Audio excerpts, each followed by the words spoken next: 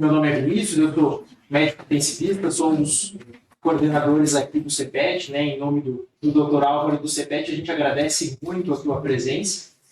E para te mostrar aí, está aparecendo uma galera aí na tua tela, então a gente está com um grupo aqui de 33 residentes de medicina intensiva, entre R1, R2 e R3, e também o nosso grupo de coordenadores para estar aqui ouvindo hoje teu espaço. Então, discutir um pouquinho sobre o novo Surviving Sepsis Campaign, fora aí os residentes de outras cidades aqui do interior do Paraná, enfim, e os outros médicos convidados também que estão acompanhando a gente por via remota na página do CEPET. Então, gostaria de desejar uma boa noite a todos. Né? E hoje a gente tem a honra, então, de conversar e de trazer aqui para a nossa reunião magna o Dr. Luciano Azevedo. Né? O Luciano tem pós-graduação de Medicina pela Universidade Federal da Paraíba, residência médica em Clínica Médica e Medicina Intensiva pela Faculdade de Medicina da Universidade de São Paulo, doutorado também pela USP e pós-doutorado pelo Instituto Nacional do Câncer, livre docente da disciplina de emergências clínicas da Universidade Federal de São Paulo, enfim, uma atuação gigantesca aí dentro do ILAS, da SOPAT, né? Hoje também médico e pesquisador do Hospital Israelita Albert Einstein, coordenador da pós-graduação. Então, Luciano, seja muito bem-vindo e o espaço é teu aí para estar trazendo esse tema para a gente. Obrigado, Vinícius. Vocês me ouvem, né? Ouvem bem? Sim. Então tá bom. Obrigado, Vinícius. Obrigado, Álvaro, pelo convite. É sempre um prazer estar aí no CEPET, seja presencial, já fui aí, já conheci as instalações de vocês, seja remotamente. Então é sempre muito bom ter a oportunidade de discutir os guidelines e ter a oportunidade de falar com vocês sobre o cuidado do paciente séptico. A Surviving Sepsis Campaign é uma iniciativa da Sociedade Americana de Terapia Intensiva e da Sociedade Europeia de Terapia Intensiva. Ela começou em 2002. Se vocês são novos, né? Vocês são jovens, mas quem acompanha o cuidado do paciente séptico lembra, o Álvaro vai lembrar também, e eu lembro muito bem de 2001, porque 2001 foi um ano que a gente achou que tinha resolvido o problema do cuidado do paciente séptico. Saiu o estudo Prowess, que foi o estudo da proteína C ativada, saiu o estudo do River, de terapia precoce guiada por metas, saiu o estudo da Vandenberg, de controle glicêmico intensivo. Então, achou-se que ter esses estudos seria uma forma da gente começar a ter um cuidado mais protocolizado ao paciente séptico. E, por conta disso, a Sociedade Americana e a Sociedade Europeia se uniram em 2002, elaboraram o que se chamou de Declaração de Barcelona, que tinha por objetivo reduzir substancialmente a mortalidade por sepse até agora, 2025 e 2026, mais ou menos. E, a partir daí, saiu a primeira publicação do guideline, da diretriz da campanha Sobrevivendo à Sepse, que foi a publicação de 2004, que vocês estão, eu espero que estejam vendo, aí na tela. O problema é que essa publicação ela foi mantida com um grant irrestrito, tanto da Eli Lilly, que era o produtor, né, o fabricante da proteína C ativada, do Shigells, quanto também da Edwards, que era a fabricante do catéter que media a saturação venosa central, que estava lá no estudo do Rivers, da terapia precoce guiada por metas. E ter um guideline que era patrocinado pela indústria de equipamentos e pela indústria farmacêutica gerou uma sombra de suspeita, de suspeição significativa sobre esse guideline, que até hoje ainda tem gente que fala dessa discussão. E, de fato, se você pensar um guideline que tem patrocínio da indústria, é muito complicado que você consiga acreditar nas recomendações desse guideline.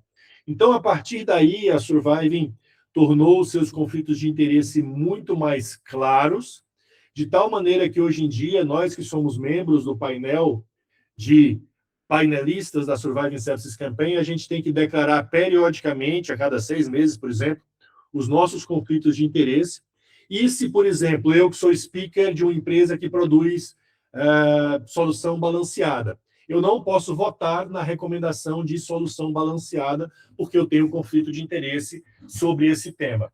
Então, vocês veem que realmente a Surviving evoluiu muito nessa questão do conflito de interesse e também na questão metodológica. Hoje em dia, os guidelines eles foram publicados a cada 4 anos, 2008, 2012, 2016, 2021, por causa da pandemia, deveria ter sido 2020, mais 21, e agora 2026. E os guidelines eles evoluíram muito do ponto de vista metodológico, porque agora a gente usa a melhor metodologia possível para a elaboração de diretrizes, que é a metodologia GRADE, que a gente vai mostrar algumas características rapidamente da metodologia para vocês, de tal maneira que para todas as 129 recomendações do guideline que vocês estão vendo aqui, do guideline de 2026, para todas as 129 recomendações, é realizada uma revisão sistemática e meta-análise dessas recomendações para que a gente faça uma avaliação das melhores evidências disponíveis para cada uma dessas sugestões ou recomendações. Então, existe um grupo de metodologistas no guideline que faz toda a análise de métodos da Surviving Sepsis Campaign para que a gente consiga, de fato, fazer essa revisão sistemática e meta-análise. Então, o guideline é dividido em sessões, como vocês estão vendo aqui, triagem e manejo precoce, infecção, manejo hemodinâmico, suporte respiratório, terapia adjuvante, meta de cuidado, transição de cuidado e desfecho de longo prazo. Claro que nessa aula de 40, 45 minutos eu não vou conseguir discutir as 129 recomendações, e várias dessas recomendações elas são revistas e são trazidas dos guidelines anteriores, porque não houve nenhuma grande nova evidência que justifique você refazer a recomendação. Então eu vou focar aqui nas recomendações mais importantes, que eu acho que, obviamente, aqui tem o meu viés, né, de escolha. Então, as recomendações mais importantes para vocês e que a gente tem a maior possibilidade de discussão. Antes da gente começar a falar das recomendações e dos critérios, o que eu queria mostrar para vocês é o que eu estou circulando aqui em vermelho no PowerPoint, no slide. Vejam que, de 129 recomendações, 73 delas têm a qualidade da evidência ou a certeza da evidência baixa ou muito baixa. O que é que isso mostra? Isso mostra que ainda existe, apesar de bilhões de dólares gastos em tentativas de encontrar terapêuticas para a sepse, ainda há uma escassez relevante de estudos que mostrem, de fato, como a gente deve manusear o nosso paciente séptico. Muitos dos estudos recomendados aqui são estudos de populações gerais de terapia intensiva que são revistos para o contexto do paciente séptico, e isso rebaixa a recomendação por causa do que a gente chama de indirectness of the evidence, ou seja, pelo fato da evidência ser indireta, não é uma evidência direta em paciente séptico. Só para vocês terem uma ideia, então, de como o guideline é elaborado. E aí, esse é o último slide falando de metodologia, porque isso é meio chato mesmo, mas isso aqui é para vocês entenderem qual é a diferença de uma recomendação forte versus uma recomendação fraca no guideline. Uma recomendação forte, do ponto de vista clínico, que é o que nos interessa aqui, quer dizer que essa intervenção ela deve ser realizada para quase todos ou todos os pacientes. Existe muito pouco espaço para decisão compartilhada. Vamos dar um exemplo de uma recomendação forte. Antibiótico na primeira hora para paciente com sepse provável ou definida. Essa é uma recomendação forte. Todo paciente vai se beneficiar desta intervenção sem nenhuma sombra de dúvida. Já uma recomendação condicional quer dizer que a imensa maioria dos pacientes pode se beneficiar, mas nós, clínicos que estamos à beira do leito, podemos considerar uma decisão dividida, uma decisão compartilhada, né? Então, discutir com o paciente e seus familiares, o contexto clínico para referendar essa recomendação e os recursos. Exemplo de uma recomendação condicional: 30 ml por quilo de fluido nas primeiras 3 horas para paciente com hipotensão ou hipoperfusão. Por que é condicional? Porque eu tenho um determinado perfil de doentes que pode não se beneficiar. Os cardiopatas, os nefropatas. Então, avalie o contexto clínico, avalie a disponibilidade de recursos antes de você recomendar uma diretriz ou uma recomendação condicional. E para finalizar, aqui a simbologia do guideline. Então, 2 certinhos, né, 2 checks verdes, quer dizer que é uma recomendação forte a favor, um check verde, recomendação condicional a favor, um X alaranjado, uma recomendação condicional contra, e 2 X avermelhados, é uma recomendação forte contra. E a recomendação, a força da recomendação, ela não é só baseada na certeza da evidência. Tem uma série de outros critérios que a gente pode discutir em outro momento, que te dão a força da recomendação. Inclusive, disponibilidade, equidade, se está disponível em todos os países, custo-benefício, risco, segurança e eficácia. Tá? Então, a certeza da evidência, seja muito baixa, moderada ou alta, é só um ponto que nos dá a força da recomendação, se ela é condicional ou forte, de cada uma das intervenções sugeridas no guideline. Tá bom? Chega de método, vamos falar das intervenções propriamente ditas. Então, o guideline começa com triagem e tratamento inicial. Dentro da triagem, como uma recomendação condicional, com certeza da evidência baixa, o guideline sugere que se eu tenho um paciente com suspeita de sepse, eu devo fazer o que ele chama de um sepsis huddle, ou um grupo de sepse. O que seria isso? Juntar de uma maneira multidisciplinar os profissionais que vão necessitar cuidar desse paciente e avaliar se realmente trata-se de sepse e, se for realmente sepse, agilizar o diagnóstico e tratamento. Então, eu vou juntar a enfermagem, vou juntar o time do laboratório para colher o exame, vou juntar e levar o exame no laboratório mais rapidamente, vou juntar a farmácia para administrar antimicrobiano, fluido, droga vasoativa mais rapidamente. Ou seja, o Sepsis Code ou Sepsis Huddle, um protocolo disso é importante para, de fato, demonstrar a necessidade de um reconhecimento precoce e um tratamento mais rápido desses pacientes. Tá bom?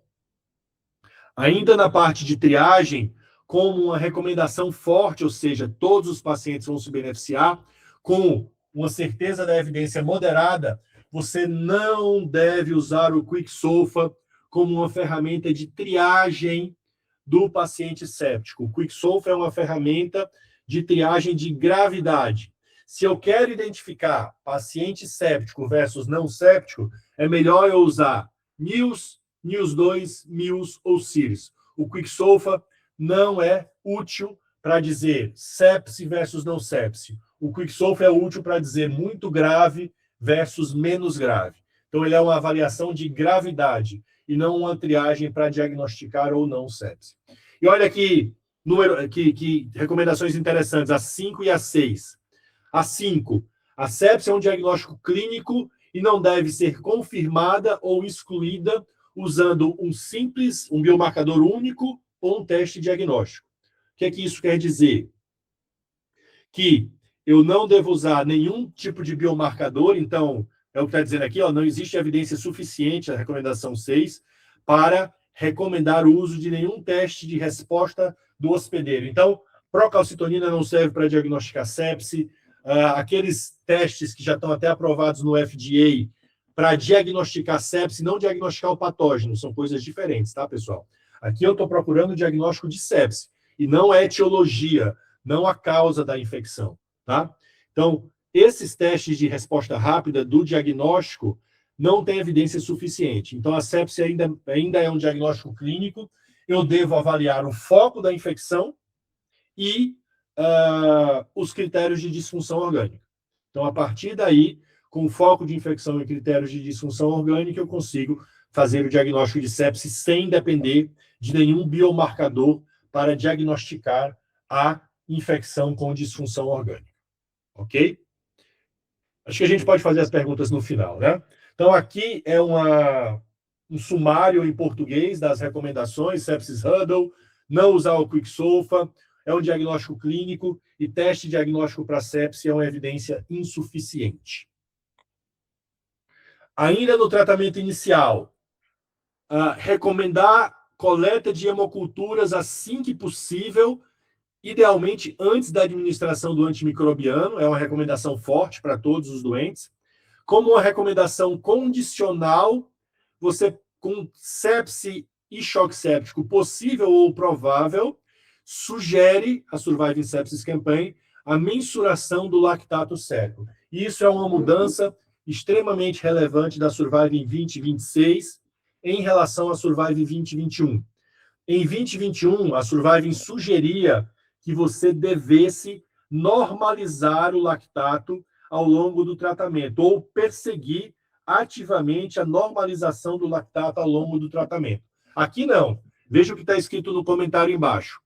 A administração de fluido deve ser individualizada depois do bolos e monitore o decréscimo do lactato, ao invés de você continuar infundindo fluidos até que você tenha a obtenção da normalização do lactato.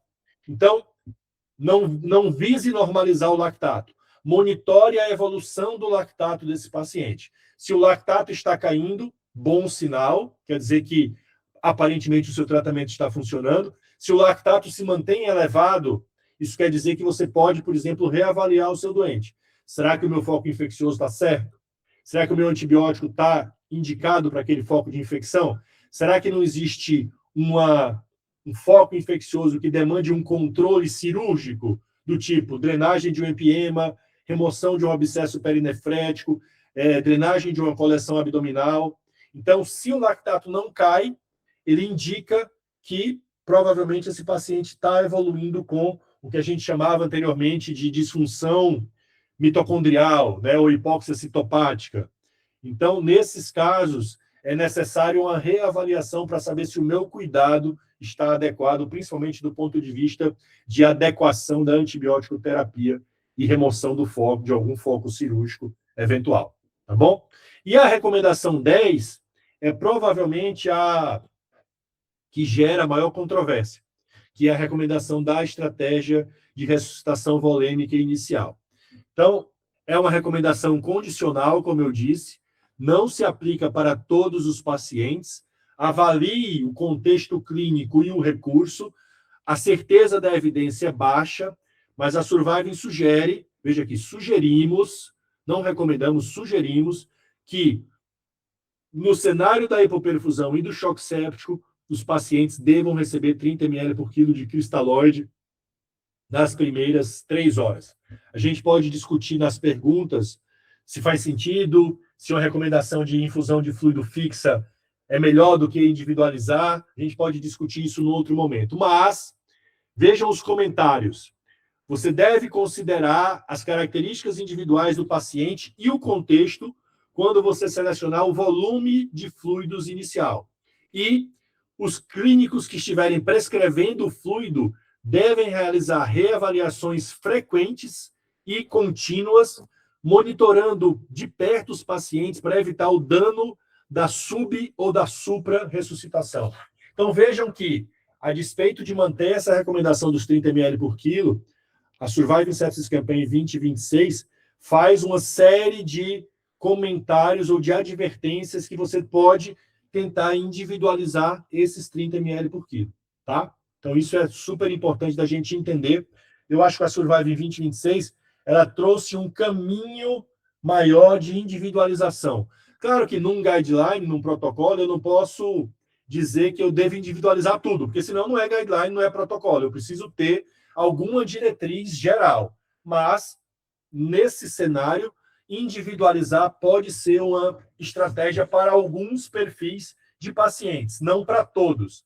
Depende do contexto clínico, depende do expertise do médico que está avaliando o paciente e depende também do perfil do paciente, tá bom? Outra pergunta que sempre fazem sobre os 30 ml por quilo é que peso a gente usa. E a Surviving sugeriu, então, que se o paciente tiver um IMC menor do que 30, use o peso atual. Se o paciente tiver um IMC maior do que 30, e lá no guideline tem até uma tabelinha com os IMCs e a quantidade de fluido, você pode fazer o peso ajustado ou o peso ideal para os pacientes com sobrepeso ou obesidade ou excesso de musculatura, sei lá, tá bom? Então, isso é importante para não sobrecarregar. Então, são vários comentários para tentar amenizar um pouco essa recomendação dos 30 ml por quilo, que a gente sabe que é uma recomendação super controversa dos guidelines. Então, hemocultura, lactato E se o paciente tem hipotensão ou hipoperfusão, 30 ml por quilo de cristalóide. Aí alguém levanta a mão e fala, mas aí, Luciano, se o paciente não está hipotenso, nem está com lactato alto. Nesses casos, você não é obrigado, obviamente, a fazer 30 ml por quilo de cristalóide balanceado. Você pode avaliar clinicamente o doente, e se você imagina, pela sua avaliação, que o doente tem algum grau de desidratação, administre fluido individualizado, sem a recomendação dos 30 ml por quilo. Os 30 ml por quilo é só para pacientes hipoperfundidos ou hipotensos, tá bom? Seguimos, então, ainda no screening no tratamento inicial. Vasopressores periféricos para melhorar a pressão arterial média, ao invés de você adiar o início dos vasopressores até que você obtenha um acesso venoso central. Então, de novo, individualize, tá? É uma recomendação condicional com a certeza da evidência muito baixa. Então, se o paciente está lá com um pouquinho de nora, deixa no periférico. Não está precisando subir a nora, deixa no periférico, tá? Se está precisando subir a nora, entrando com o vaso, aí não dá mais para deixar periférico, passa o central. Mas aquele carimbo de que todo doente com sepse e choque séptico tinha que ter acesso venoso central, meio que caiu por terra, tá? Assim como o carimbo de que todo paciente com choque séptico tem que ter pressão arterial invasiva.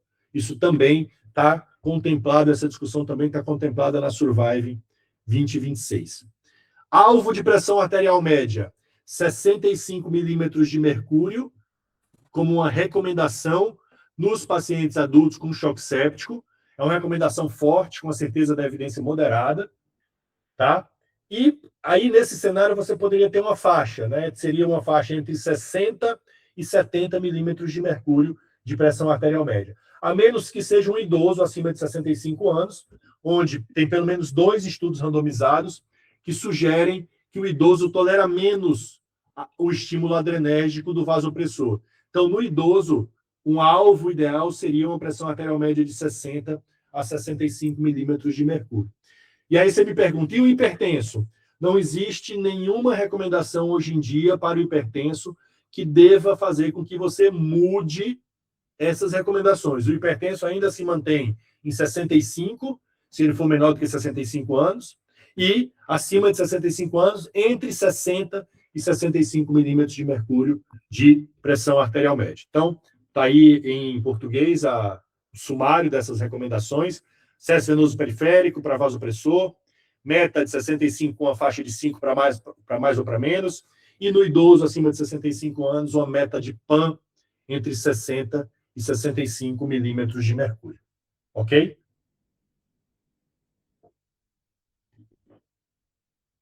Falando agora sobre infecção. Infecção sempre gera muita discussão no guideline da Surviving Sepsis Campaign. Porque o guideline, até 2016, ele recomendava antibiótico de amplo espectro para qualquer paciente com suspeita de sepse. Isso gerou uma balbúrdia, uma controvérsia significativa, com várias entidades, principalmente de infectologia, não concordando com essa recomendação e não querendo assinar os guidelines por causa disso. E, nesse cenário, a Surviving de 2021 e agora de 2026 mudou um pouco essas recomendações. Então, a Surviving agora ela tem uma série de possibilidades, digamos assim, porque a gente sabe que tem doente que tem sepse muito provável ou definida, tipo uma cultura positiva, ou um antígeno positivo urinário e tal, e tem um doente que tem a sepse possível. O que é uma sepse possível? Onde você tem suspeita de sepse. Sepse é um diagnóstico entre uma lista de diagnósticos diferenciais, que poderia incluir o que a gente chama de sepse mímico, que seria alguns exemplos, tá? Isso não é exaustivo, tem vários exemplos, eu vou falar só alguns aqui. Cetoacidose diabética, porque tem leucocitose, às vezes tem até febre e tal, taquicardia, claro, taquipneia. Pancreatite aguda, isquemia mesentérica, emergência oncológica, choque cardiogênico, infarto agudo do miocárdio, embolia pulmonar, tá? Então, muitos chamados sepsis miméticos, a acidose láptica por metformina, muitos, tá? Onde a sepse é um diagnóstico diferencial. A sepse é possível. E aí, a recomendação do antimicrobiano na primeira hora é diferente para cada um desses critérios. Por exemplo, se a sepse é definida ou provável, independente do contexto hemodinâmico do doente, se o choque está presente ou ausente, você deve sempre administrar o antimicrobiano na primeira hora para esses pacientes. Sempre, quando a sepse é definida ou provável. Ah, não dá para fazer na primeira hora, faça o mais rápido possível. 1h15, 1h30. O objetivo aqui é que você seja o mais rápido possível dentro da sua realidade. E também que você tente forçar a sua realidade para que o antimicrobiano seja administrado o mais rápido possível. Tudo bem? Agora, se a sepse é possível, está na lista daqueles diagnósticos diferenciais, você pode avaliar, por exemplo, se o paciente tem choque ou não tem choque. Se ele tem choque, a gravidade é muito maior. Eu não posso perder um diagnóstico de sepse nesse caso. E aí eu administro o antimicrobiano na primeira hora. Se o cara não tem choque, eu caio nessa lista aqui, eu vou até mudar a cor da marcação para uma lista vermelha, onde eu tenho até 3 horas para discutir a administração do antimicrobiano neste contexto. Porque o que eu vou fazer nesse tempo? Tentar estabelecer um diagnóstico diferencial. Vou pedir laboratório, vou pedir um atomo, whatever, tá? Vou tentar estabelecer se é infeccioso ou não infeccioso a descompensação do meu doente. Se eu não consigo resolver isso em 3 horas, o que é que eu faço? Dou antimicrobiano para ele, tá? Ah, mas aí 6 horas depois saiu o resultado dos exames, era um TEP, ou era uma isquemia mesentérica, sem infecção. Suspendo o antimicrobiano, tá bom? Então, agora a gente tem muito mais no guideline a orientação de que eu posso ter incertezas diagnósticas. E as incertezas, elas podem ser manuseadas de forma diferente em relação a um paciente com choque definido ou choque muito provável. Tudo bem? Depois a gente pode discutir isso na parte de dúvidas. Vamos ver aqui o que é que tem de interessante. Tem várias recomendações aqui que eu vou pular, senão a gente vai passar aqui até amanhã. Vamos falar, por exemplo, aqui da 24. A 24 fala que um paciente que tem uma fonte de infecção que requer controle de foco, sugestão de controle de foco precoce, idealmente dentro das primeiras 6 horas. Então, isso é o ideal, tá? A gente sabe que frequentemente o doente nem tem condições clínicas de ser transportado, mas assim que estabilizar, descer para controle de foco, porque isso é que faz a diferença nesse contexto. A 25 é uma sugestão de quando eu tenho risco de infecção para patógeno multidroga resistente, cobertura para esse patógeno multidroga resistente. E a 27 é para paciente com sepse ou choque séptico, terapia antifúngica empírica é uma sugestão contra, a menos que o paciente tenha aqueles fatores de risco que a gente já conhece, do tipo cirurgia abdominal recente, uso de antimicrobiano de longa duração, catéter, mais nutrição parenteral, aquelas coisas de sempre, tá bom? Então, essas são as recomendações, né, dessa parte de infecção. Tem mais várias, não vai dar para a gente falar todas aqui. A Surviving fala claramente que você deve usar estratégias de PKPD, a beta-lactâmico tem que receber pelo menos infusão prolongada, se não infusão contínua. Não dá para fazer beta-lactâmico em infusão rápida, tá? O recomendado pela Surviving com a recomendação forte é que seja infusão prolongada, pelo menos. Aqui vou falar aqui a 31, tá? Que é sobre aqueles testes de patógeno específico de diagnóstico rápido.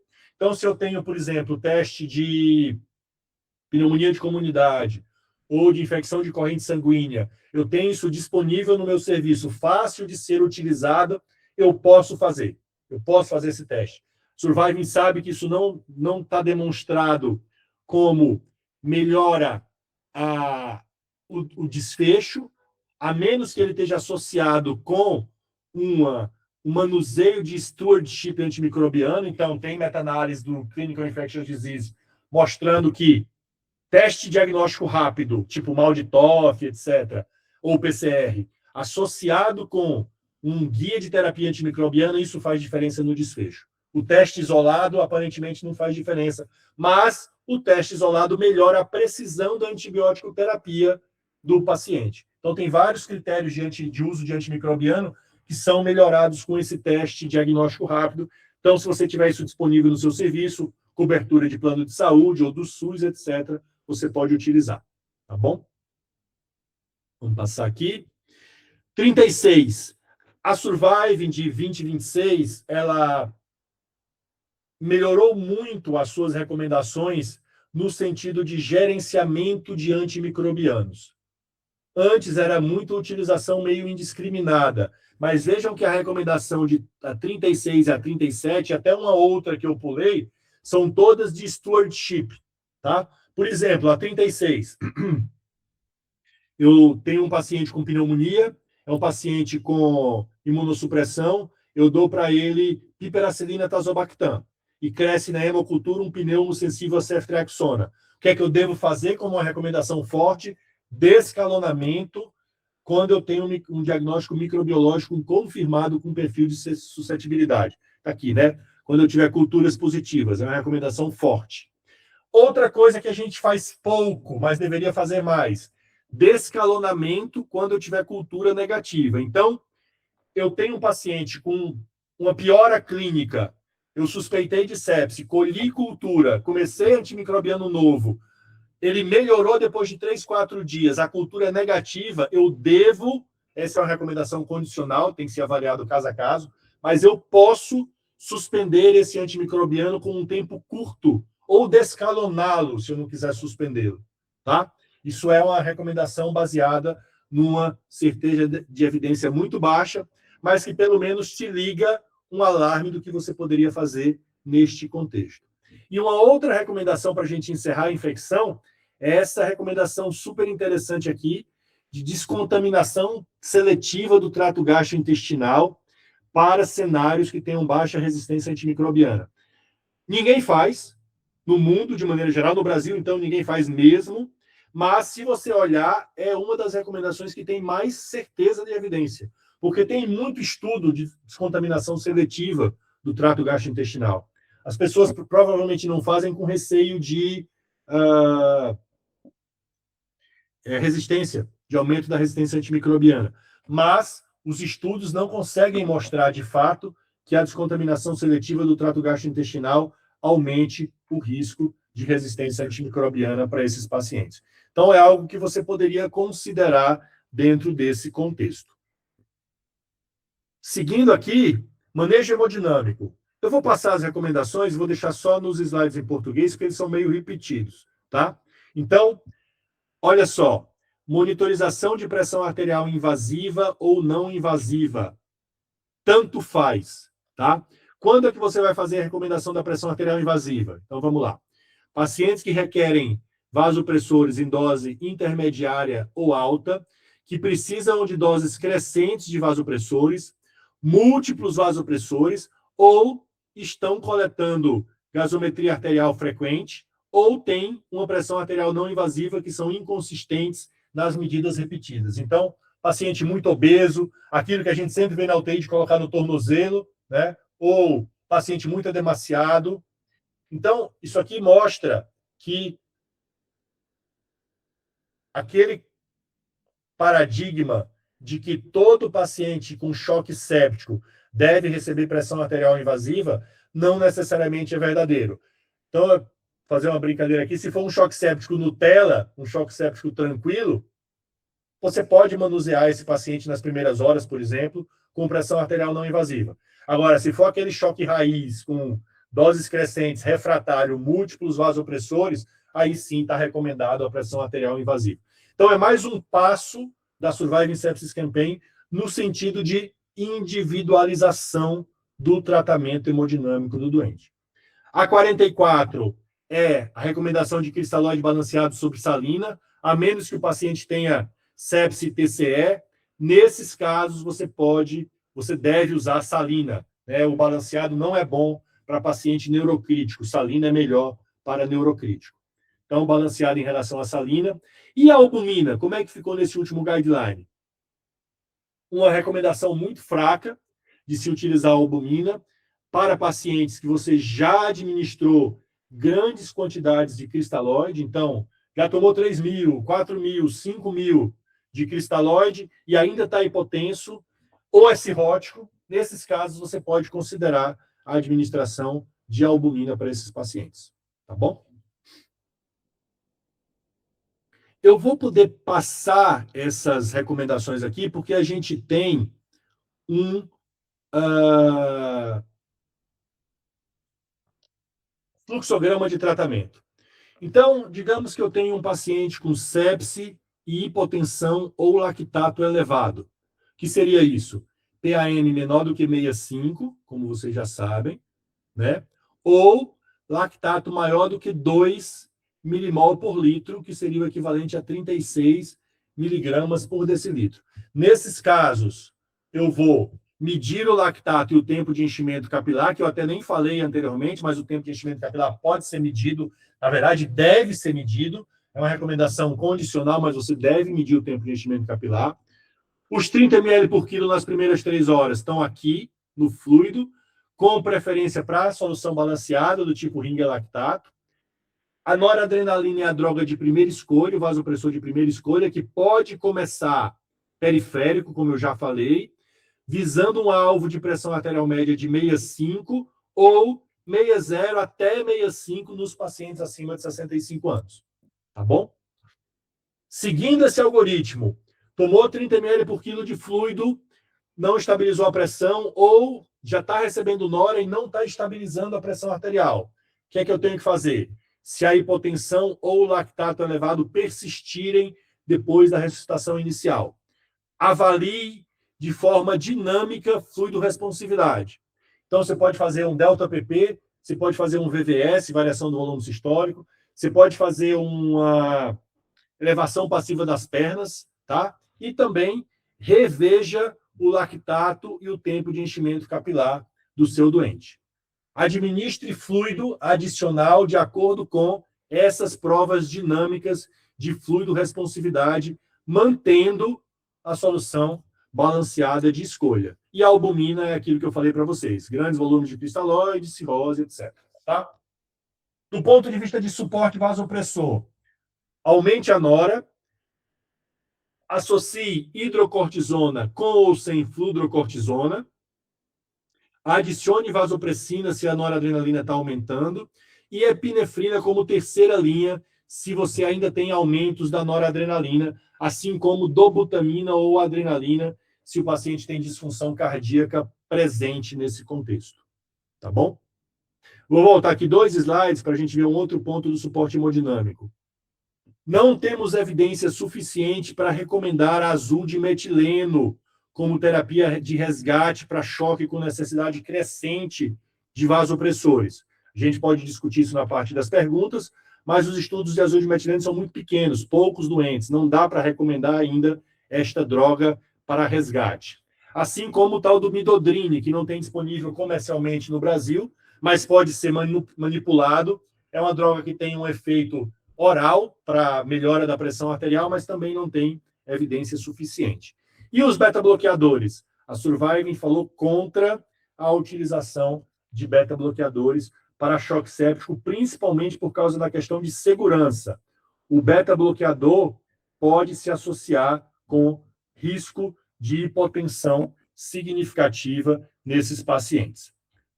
Tá bom? Então, manejo hemodinâmico era isso. Falar rapidamente aqui para vocês sobre suporte respiratório, tá? Você pode usar oximetria ou saturação de O2 na gaso, então oximetria de pulso ou saturação de O2 na gaso para medir a oxigenação. Não sabemos ainda qual é o alvo da FO2 para esses pacientes, então, habitualmente, a gente faz uma saturação de O2 alvo de 90% a 96%, mas os estudos eles são muito controversos nesse ponto. Não sabemos se é melhor manter uma saturação mais alta ou uma saturação mais baixa para esses pacientes. Ok? Ainda no suporte respiratório, várias recomendações falando sobre o uso do KNAF, do cateter nasal de alto fluxo.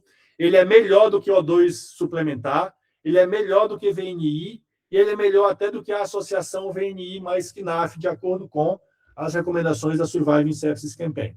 E ainda, se é um paciente com sepse e hipoxemia, que não está precisando ser intubado, você pode fazer um trial, um teste de prona acordada para esse paciente. Quanto tempo e quantas vezes ao dia? Depende da adequação do paciente, ou da capacidade do paciente se adaptar à prona acordada, tá bom? De resto, do ponto de vista de suporte respiratório, é fundamentalmente aquelas recomendações que a gente já sabe de SARA. Volume corrente de 6 a 8, se não tiver insuficiência respiratória hipoxêmica, se tiver volume corrente de 4 a 6, tudo aquilo que a gente já conhece de manejo do paciente com SARA.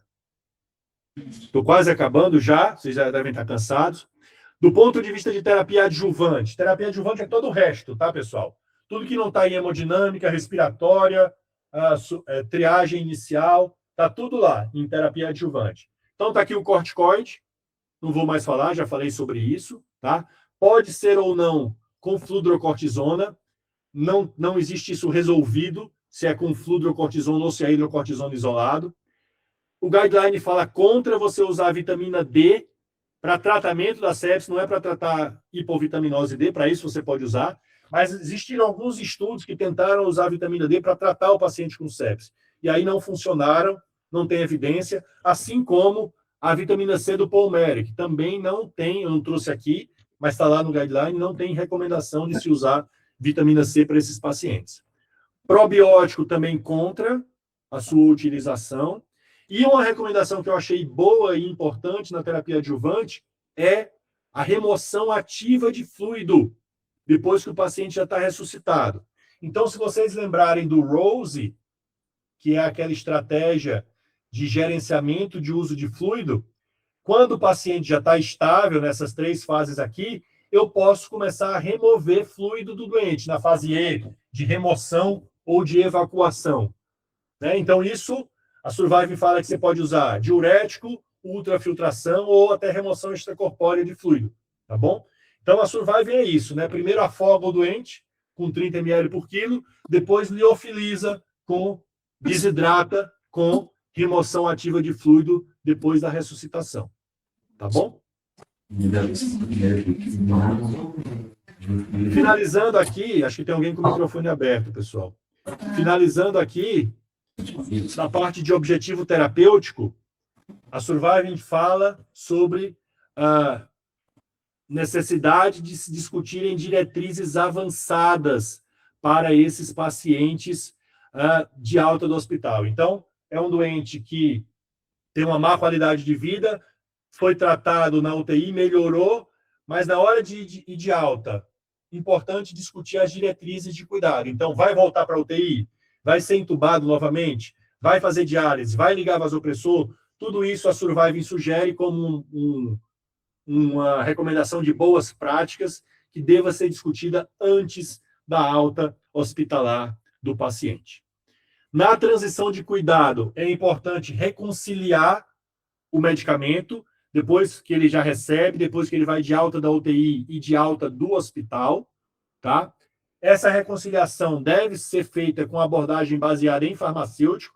Vejam aqui que é uma recomendação com certeza da evidência muito baixa, mas não é uma boa prática. Existe evidência que o farmacêutico pode ajudar na reconciliação medicamentosa, tá? E o sistema de saúde, o hospital, deve proporcionar uma transição adequada de cuidado. Então, deve facilitar, por exemplo, a passagem de plantão da UTI para enfermaria, da enfermaria para alta, propiciando exatamente que a gente consiga melhorar o desfecho a longo prazo do nosso paciente séptico. Então, para finalizar, os desfechos a longo prazo. Os pacientes com sepse devem receber segmento depois da doença crítica. Se eles foram entubados e ficaram mais do que 24 horas, mais do que 48 horas, perdão, na AVM, reabilitação com prescrição de fisioterapia após a alta, assim como serviço de saúde mental. Vejam que tem evidência aqui. Evidência baixa, mas tem evidência, tá? Então, isso deve ser feito para os nossos pacientes com sepse e choque séptico. Tá bom? Era isso, foi uma revisão rápida, 45 minutos do guideline, mas eu fico à disposição para responder as perguntas de vocês. Espero que vocês tenham compreendido a dinâmica do guideline e como é que ele funciona, tá bom? Muito obrigado pela atenção, pessoal. Muito obrigado, Luciano, pela apresentação. Acho que a grande questão que a gente fica, né? E eu queria que você comentasse um pouquinho, até para puxar um pouco da discussão, de como que funcionam esses bastidores, assim, né? A gente tem, pelo menos uma sensação minha, e que a gente acabou discutindo um pouco antes também, foi que cada vez mais, ou pelo menos nessas duas últimas edições do Surviving Sepsis Campaign, ele tem ficado menos prescritivo e mais orientativo. E, obviamente, isso também vem daquelas incertezas da gente ver que o paciente séptico ele é heterogêneo, né? A gente fala muito de fenótipos, hoje a gente tem falado muito da diversidade de apresentação, de resposta, então a gente tem grandes trials com grandes manifestações, mas se a gente, de alguma forma, individualizar, fizer uma análise de subgrupos, a gente entende que esses pacientes podem e devem responder de maneiras diferentes e que isso, quando a gente discute num consenso de especialista, deve também gerar suas divergências, enfim, e seus atritos. Se você pudesse comentar um pouquinho aí para a gente. Eu acho que a sua pergunta é muito boa. Dois aspectos que a gente precisa entender em relação ao guideline. Primeiro é que as perguntas do guideline, todas as recomendações, elas foram baseadas em perguntas PICO, que geraram revisões sistemáticas e meta-análises. Essas perguntas elas foram elaboradas em 2022 e 2023, tá? Então, quando a gente apresenta o guideline, muita gente pergunta: e cadê a parte de inteligência artificial? Cadê a parte de medicina de precisão? Então, vale lembrar que essas perguntas foram feitas em 22 e 23, onde a gente estava muito menos avançado do que a gente está agora, do ponto de vista de IA e de medicina de precisão, apesar de que eu acho que a gente ainda está no começo, tanto da IA quanto da medicina de precisão, mas talvez hoje gerassem perguntas pico sobre IA e medicina de precisão. Em 2022 e 2023 não tinha como fazer essas perguntas. E o outro ponto importante é que só entraram no guideline para as revisões sistemáticas e meta-análises os estudos que foram publicados até o meio de 2024. Porque vocês imaginam, se a gente continuasse incluindo nas revisões sistemáticas os estudos que eram publicados ao longo do tempo, a gente nunca pararia de fazer o guideline. Seria um guideline vivo, que até pode ser feito, mas não foi como ele foi desenhado, né? Então, o Andrômeda 2, por exemplo, publicado ano passado, não entrou. O estudo de PAM francês, publicado no New England ano passado, também não entrou no guideline. Essa recomendação de PAM foi feita antes do estudo francês, que corroborou esse dado de pressão arterial média. Tá? Então, isso é importante todo mundo entender. O guideline, do jeito que ele foi desenhado, né, pelo menos o guideline de até 2026, eu imagino que o outro que vai ser publicado em 2031 ou 2030 deve ter muito mais discussão sobre subfenótipo, endotipo, sobre uso de inteligência artificial. Mas se você olhar hoje em dia, nós ainda não temos evidências suficientes para recomendar nem o tratamento da sepse por medicina de precisão, subfenótipo, endotipo. Os estudos são muito incipientes e cheios de problemas, tá? Cheios de problemas. O estudo do JAMA, o imunosepsis que saiu agora, ele é muito complicado do ponto de vista metodológico, para falar o mínimo, tá bom? Eu acho que eles são tentativas de direcionamento, mas nós ainda estamos um pouco longe de começar, de fato, a medicina de precisão para os nossos pacientes. E o uso de IA também, acho que ainda é uma incógnita. A gente ainda não tem isso muito claro, né? Usando IA principalmente para dar o diagnóstico mais precoce de sepse. Então, eu acho que teremos mais informações a esse respeito, obviamente, nos próximos anos. Eu espero que no guideline de 2031 a gente tenha muito mais dados sobre isso, porque, de fato, quando a gente fez, né, e quando o guideline foi elaborado, as perguntas foram elaboradas, as informações eram muito incipientes sobre essas questões. Você perguntou mais alguma coisa? Deixei passar algo da resposta? Não, era isso. Acho que muito e como era essa questão com relação enfim, você falou o processo de definir os painelistas, né? Como que funciona essa dinâmica, então, sobre as votações desses ótima pergunta. Então, assim, a Survive, eu participei do guideline de 2021 e agora do 2026. A Flávia, que foi minha companheira no guideline desses últimos dois, já participou de 4, né? Desde 2012, eu acho que ela está. E ela me disse, e eu confirmei isso também pelos meus duas interações de experiência, que, de fato, o guideline tem melhorado muito do ponto de vista metodológico. Esse ano, e também em 2021, nós introduzimos a discussão de pacientes, familiares e sobreviventes de sepse no guideline. Então, dependendo das recomendações, isso era mostrado para paciente sobrevivente, para saber se fazia sentido do ponto de vista de, por exemplo, é mais importante sobreviver à sepse ou ter qualidade de vida? É mais importante controle de sintomas ou sobreviver a todo custo? Sabe? Ter sequelas ou sobreviver a todo custo? Então, isso era discutido e poderiam se mudar as recomendações de acordo com as sugestões e as opiniões de pacientes e familiares. E isso é, do ponto de vista metodológico, algo super louvável, que tanto para guideline quanto para estudo clínico também deveria ser mais utilizado. Outro ponto importante, a tentativa de se universalizar mais o guideline. Tanto que você vê no título, são guidelines internacionais de tratamento da sepse e choque séptico. Então, o objetivo é que sirvam para o mundo todo. Para isso, cerca de 30% das pessoas do painel, são 80 e tantos painelistas, já trabalharam ou trabalham em países em desenvolvimento. Tipo eu. Eu acabei ficando como coordenador dessa linha de análise de países em desenvolvimento. Tá? Então, o que a gente fez? Toda a recomendação a gente reavaliava e dizia, bom, essa aqui é aplicável em países em desenvolvimento ou não? É totalmente aplicável, do tipo fluido, ok. Você pode administrar. Agora, se é uma recomendação XYZ, tipo teste diagnóstico rápido, né? Isso aí para fazer PCR no interior da África, ou mesmo no interior do Brasil, não tem como. Então, a gente colocava lá uma recomendação de que para países em desenvolvimento, isso não se aplica por causa da disponibilidade. Então, sabe, é uma forma de você tentar, pelo menos, minimizar a falta de evidências que a gente tem para transpor os dados que são feitos em países desenvolvidos para o nosso cenário do que a gente chama de recurso limitado.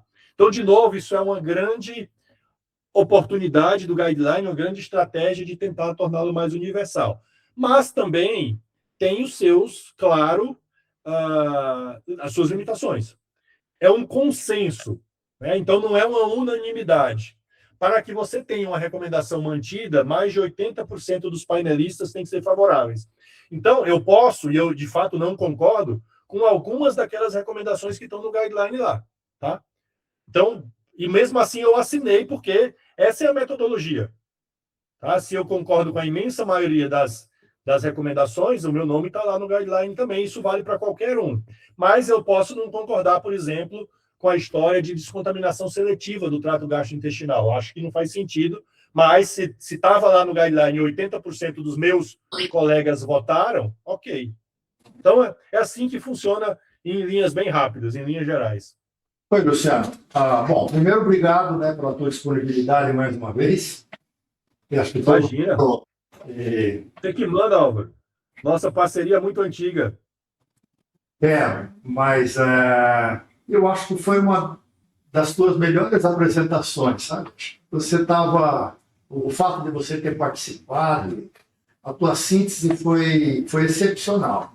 Obrigado. E obrigado por ter nos representado também. Eu fui representado por você, pela Flávia, por todos os brasileiros que tiveram aí no guideline, nesses últimos, principalmente. Eu tenho algumas perguntinhas específicas, assim. A primeira, por que o tempo de enchimento capilar está menos representado do que o lactato? Ótimo. Então, essa resposta do tempo de enchimento capilar, ela vale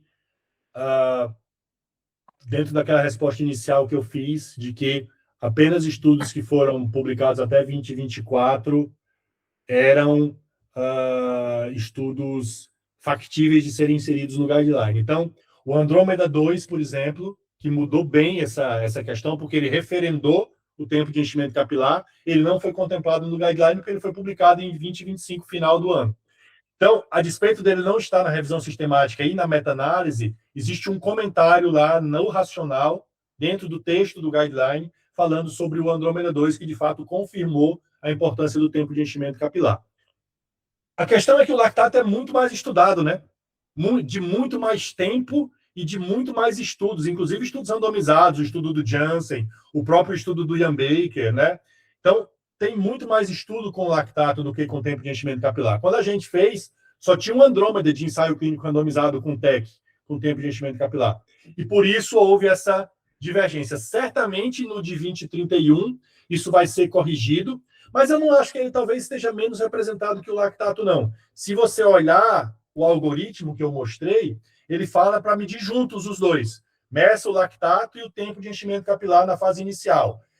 Acompanhe a tendência do lactato e do tempo de enchimento capilar ao longo do tratamento do doente. Então, eu acho que os dois podem ser utilizados de forma... o Andrômeda 1 já mostrou que eles são equivalentes, né? Então, o que a Surviving fez agora, na minha opinião e na de outros painelistas, não sei a opinião de vocês, foi fazer um downgrade, digamos assim, diminuir a importância do lactato. Ela disse, continue medindo o lactato como um marcador de evolução, mas não persiga um lactato normal com estratégia de reanimação. Então, não é para você ficar dando fluido porque o lactato do doente está 24, 23, sabe? E ele vem caindo.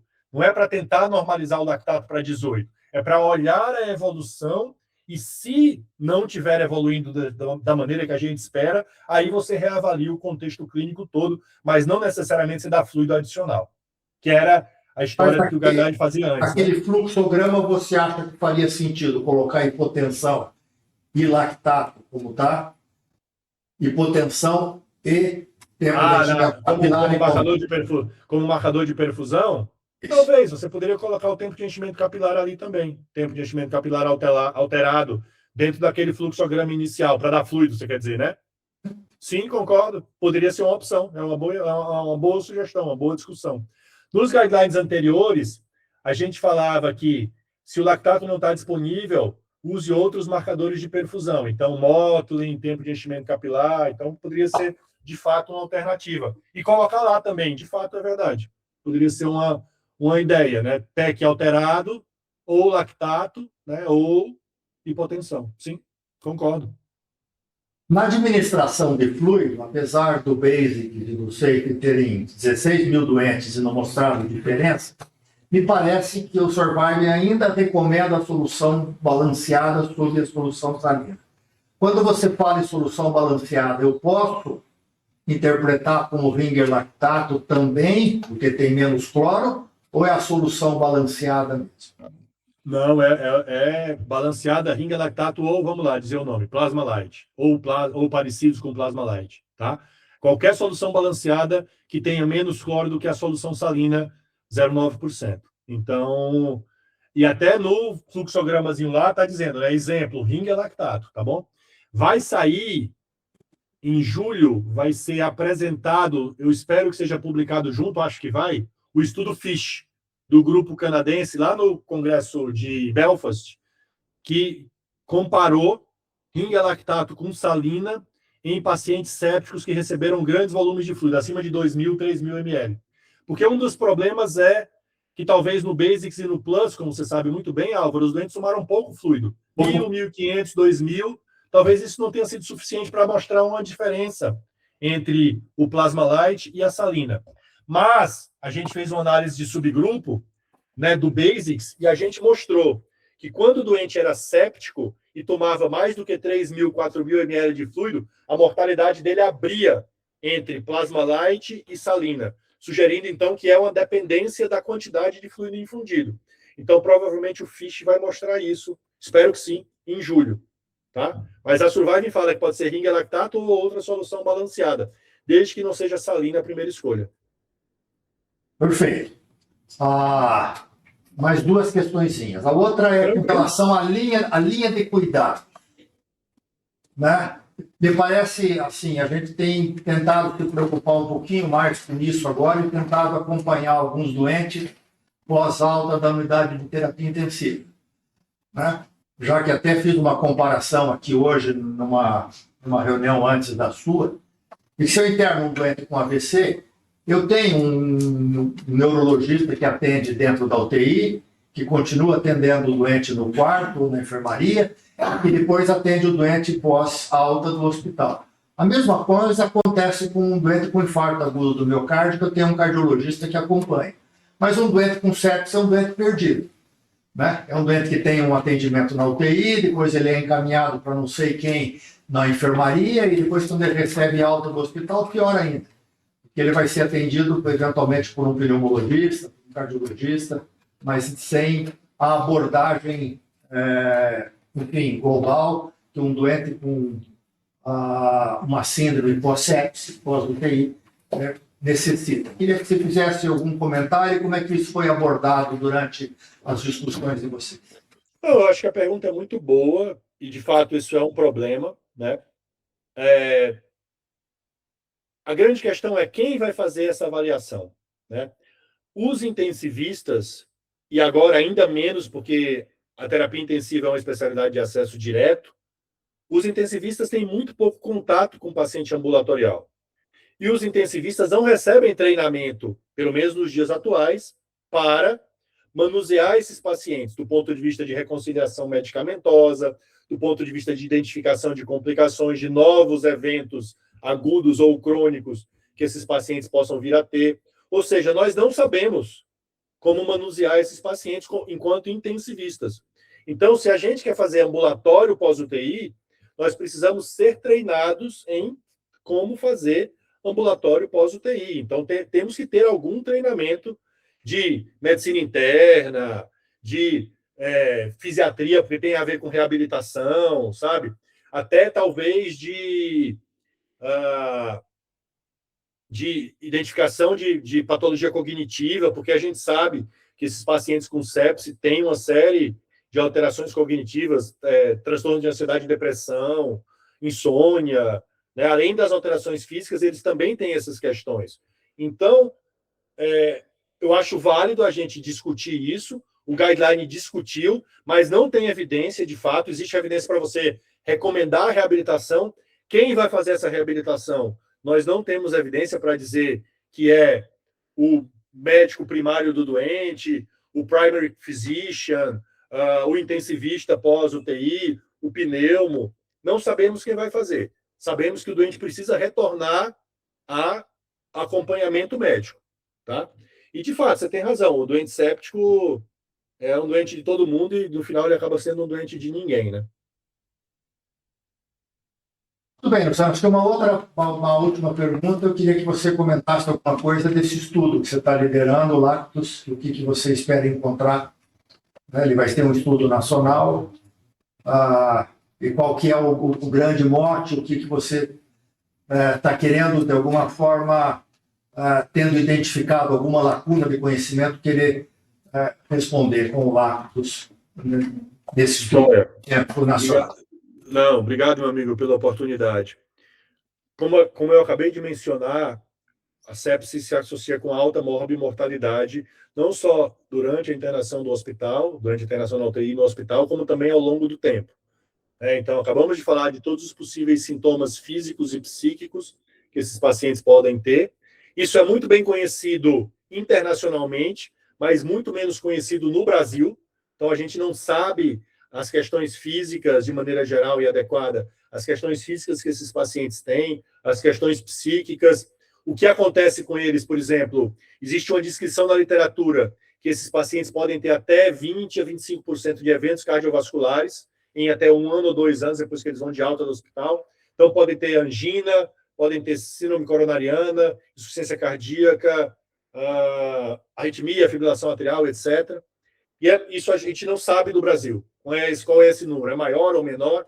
A gente não sabe ainda também no nosso país como é que é o cuidado pós-alta desses doentes. Então, será que eles são reabilitados? Será que eles são recomendados que eles recebam terapia física, fisioterapia de reabilitação? Eles vão às sessões de fisioterapia? Eles voltam a trabalhar? Não sabemos de nada da carga que a sepsis causa no Brasil a longo prazo. Então, a ideia do Lactus é, fundamentalmente, primeiro, é um estudo observacional, multicêntrico. O Álvaro vocês vão participar aí do CEPET, como sempre, a gente agradece muito a parceria de vocês. Então, o Lactus é multicêntrico observacional. A ideia é a gente pegar quase 800 doentes com sepse, ver como é que é o cuidado durante a internação hospitalar, quanto de fluido eles tomaram, lactato, droga vasoativa, etc. E aí vai ver que 40% vai morrer, que é a nossa mortalidade média, 40%, 45%.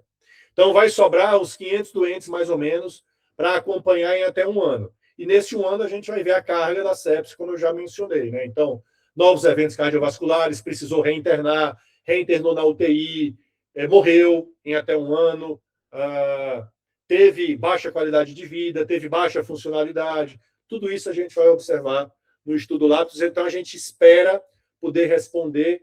Isso é um estudo do Ministério da Saúde, em parceria com Einstein, como é que é a evolução clínica desses pacientes com sepse no nosso país. Muito legal. Acho que aqui todo mundo vai participar do Lápis. A Amanda está aqui. Oba, obrigado. Liderar o processo, está ali atrás, ela está dando um tchauzinho para você. Oi, Amanda. A Jane, a Cecília lá atrás, eu quero dizer para você que a gente começou na semana passada um ambulatório pós-alta. Coisa boa. Na Santa Casa.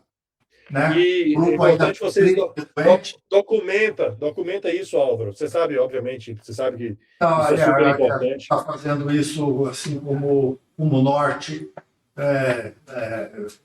preenchendo. Tem vários protocolos de pesquisa também envolvidos com esse acompanhamento de pós-alta. Né? A gente só precisa de tornar isso frequente, tornar isso como se fosse parte do nosso atendimento, né? Parte da nossa rotina, parte da nossa profissão, da nossa responsabilidade, e como decorrência fazer um pouco de pesquisa também com relação a isso. Vamos ver se daqui a 2 anos a gente tem algum dado importante para mostrar. Coisa boa. Excelente. Obrigado. Obrigado, Luciano. Obrigado pelo convite. O Vinícius vai terminar.